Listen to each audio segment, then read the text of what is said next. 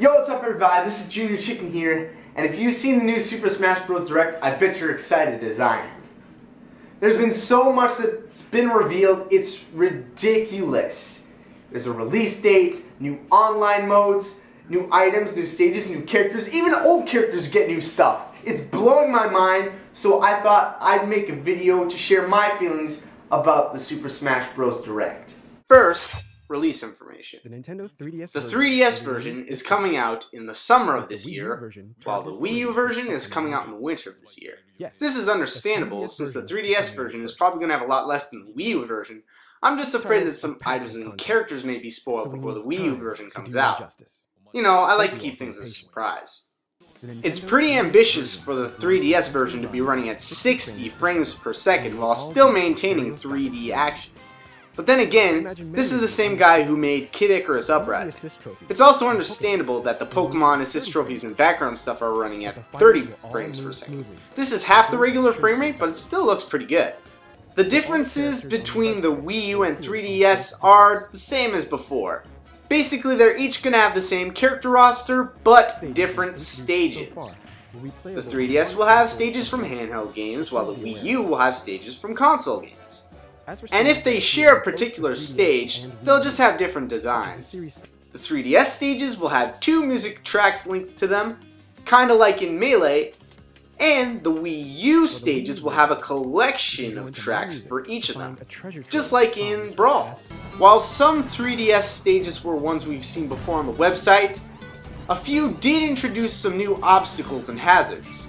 Some new stages introduced included the Arena Ferox, Tortimer Island, which apparently randomly generates each time, Find Me, which I don't really know where that's from, and we actually might have a good retro stage with Balloon Fight. The Wii U stages look magnificent in high definition. While most of the stages are ones we've seen before, we were introduced to the Garden of Hope from the Pikmin series and Palutena's Temple, both of which appear to be really solid stages.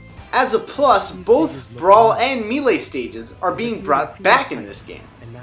I'm guessing that the 3DS version will have the Melee stages, while the Wii U version will have Brawl stages. Oh, and in Wily's Castle, you get to face the Yellow Devil itself. It attacks like it does in Mega Man 2, but if you nail it in the eye enough times, it'll explode like a smart bomb, and you can throw your enemies in it to cause them to fly off the screen. Really good for trolling people. And boss characters are appearing in other stages too, like, I'm guessing Ridley? That's gonna piss off CJS. I also think that the online modes are a really good idea.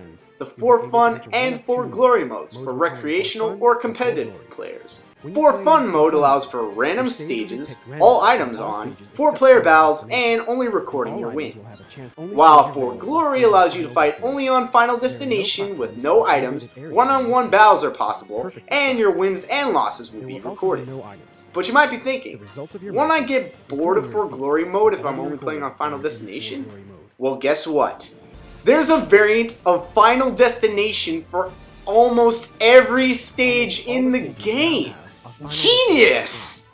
Also with online play, anonymity is no more. Each player will be linked to their Miiverse accounts. Rules are being implemented to encourage friendly battling and sportsmanship. I'm all for this, since bullying is a big problem online, and it's nice that we get to ban players for being unfair or annoying in battles. I'm just afraid some pricks are going to come around trying to bypass the system. Global Smash Power is also a really good idea. Instead of rating you for how well you do in online battles, they rate you for solo mode stuff, such as Classic Mode, Adventure Mode, All-Stars, and it will show how good you are compared to other people who play the game. There's also some matchmaking involved with this score, so that's good too. And now let's move on to the sick items in the game. The new design for the Beam Sword is so awesome with the gradient blade of red and blue. The Motion Sensor Bomb also looks pretty wicked too, but then you got the POW Block, which is a new item that's totally unbalanced. The Beetle from Skyward Sword, which is just kind of scary. The Fire Bar is boss, although only having 5 hits. The back shield actually comes pretty useful. And the Bomb Shoe's pretty funny. It's about time we had it in the game. There's the Fairy Bottle, which is another hell of a generation item. Can't go wrong with that. The Ore Club, which is just massive and can summon tornadoes for crying out loud. The X-Bomb, which reminds me of the Smash trailer start screens. The Hocotate Bomb, which I guess Olimar's getting new Final Smash. Rocket Belt for recovery. And of course, the Steel Bat, which is pretty cool. Next up, we've got assist trophies. While most of them are really returning from the previous game, I guess Waluigi's a WarioWare character, even though he's never even made an appearance in a WarioWare game. We got the Skull Kid, who was a big fan favorite. We also got Mother Brain, who's going to be really annoying like it was in the Metroid games. Midna. That's nice. And we got Dark Samus, looks pretty awesome. The Chain Chomp is funny as hell. And we got Elect Man from the Mega Man series shooting electricity. That's really cool. And Pong? Now it's on to one of my favorite items in the game, the Pokeball. Opening one is such fun. And This time, awesome! looks like we got the Master Ball in here now. This is Usually a with Master regular Pokeballs, you Only don't know hard if the to find Pokemon's going to be Pokemon emerge terrible from or here. excellent. But with these Master Balls, you know you gotta throw it, because it's got a legendary Let's try Pokemon that's opening gonna one. kick some ass, like Arceus, motherfucker! Not only does he look godly in high definition, but his attack judgment pretty much insta-kills anyone who's off the stage. Of course, we got some new Pokemon join the lineup, such as Eevee. It's about time we had it in here. Fennekin, which only seems to do a simple Ember attack. Meloetta, who looks really pretty. Go-Go, who's really fun to ride. Kyurem, who just kills everything with Glaciate. Victini, who I don't really know what he does. Keldio's Resolute form, slashing people with his horn. And Xerneas, who doesn't really do that much.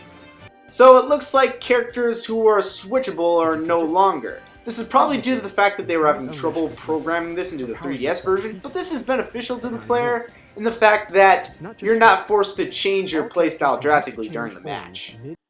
But Zero Suit Samus is still playable.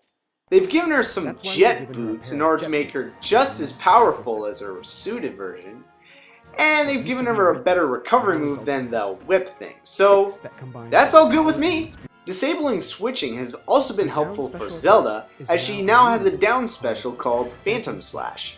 This can be used to attack enemies or block projectiles, but it can be reflected with reflecting moves, so you better watch out.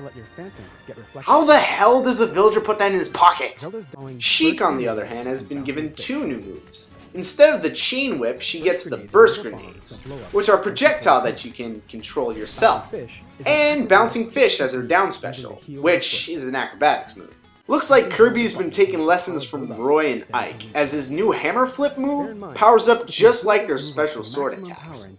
But wow! His final smash is amazing! The Ultra Sword is like everyone's favorite super ability, works so well! As for King DDD, looks like he's gonna be whacking Gordos at his enemies all the time, rather than just Wallabies, making him more of a powerhouse character.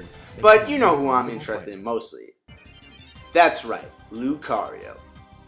So his aura powers are going to be even more powerful when taking damage, referring to his move Reversal, where it has more power if his HP is low. He can also charge up his extreme speed to travel further distances, although it can be somewhat hindersome in small stages.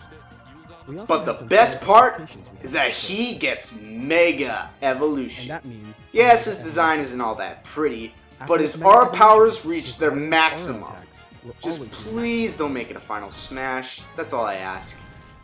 As for Olimar, I'm not sure if this is really going to help him out or not. Apparently he can only have 3 Pikmin with him at a time, and they come in a prefixed order of red, yellow, blue, then white, purple, and then back to red.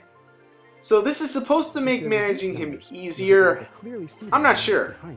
But one thing we can agree on, his recovery is much better than that frickin' vine thing. He now uses Wing Pikmin as a recovery. Much better. Although, it can be troublesome if you have a lot of Pikmin with you.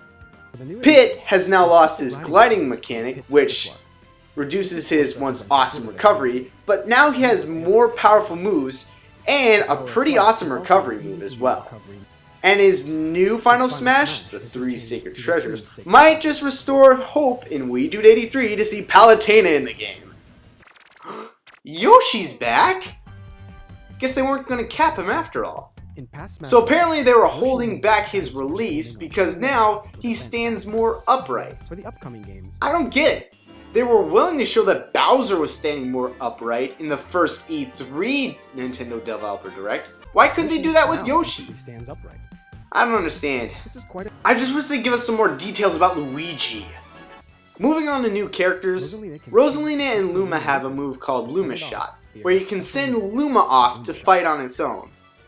Apparently, they can both attack at the same time, allowing them to face multiple opponents at once, and perform pretty cool combos, but I'm not sure I'm a big fan of this gameplay mechanic. How do you control Luma separate from Rosalina? That's one question I hope they'll be able to answer. With that being said, I do like how Rosalina and Luma have gameplay mechanics from Super Mario Galaxy as their moveset, such as the Star Bits and the Launch Star for recovery. Her down special is also pretty unique, but seems a bit overpowered. With Gravitational Pull, you can pull items towards you and nullify projectiles. And then you have her final smash, Power Star, with a big star shooting little stars at her opponents. Oh yeah, Little Mac. As a boxer, Little Mac is best on the ground. He's a force to be reckoned with, being really strong, being able to withstand attacks and deal tons of damage, especially with his smash attacks. Unfortunately, in the air, it's a whole different story. He's pretty weak. Thankfully, Little Mac is special in that he is the only character with a power meter. His straight lunge attack can be charged to knock any enemy out of the stage. But if you charge that power meter to full strength, you can deliver a KO uppercut, which is pretty much instant death to anyone who gets connected with this massive blow. The Jolt Haymaker is a really cool special move, being able to dodge an opponent's attack and then deliver a massive punch to them. The Rising Uppercut may not be the best recovery move, but it's great for juggling your opponents. And his down special, the Slip Counter, is a great way to confuse your opponents into getting hits. And his final smash, he turns into Giga Mac, where he gets all buffed up like the Hulk.